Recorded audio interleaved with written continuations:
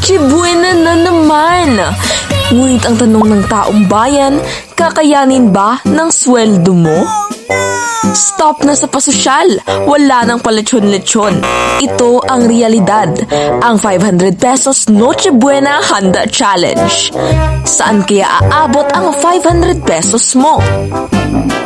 First, ang Pinoy Spaghetti. Pasta, 80 pesos. Sauce, 35 pesos.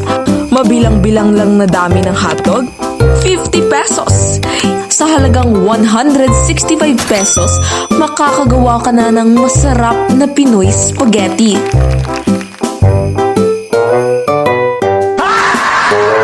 Next, syempre, ang centerpiece, pang picture taking. Hamon? Syempre, pero hindi yung bilog na mamahalin. Ito ang ating 1 slice per person ham. 150 pesos para sa isang hiwa. Ipadama mo na ang diwa ng Pasko. Last, ang pampadagdag timbang na dessert. Syempre, fruit salad. Ang all-purpose cream na saksakan ng mahal, 65 pesos. At ang fruit cocktail na halos syrup lang ang laman, 75 pesos.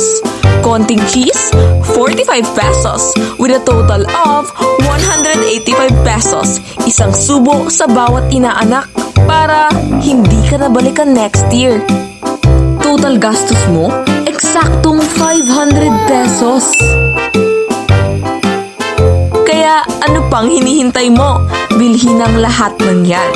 Dahil sa 500 pesos na Noche Buena, ang Pasko ay nasa diskarte. Huwag na tayong magpaka-stress. Sulitin na lamang natin ang lahat ng nasa hapag. Mag-enjoy tayo para sa darating na Pasko.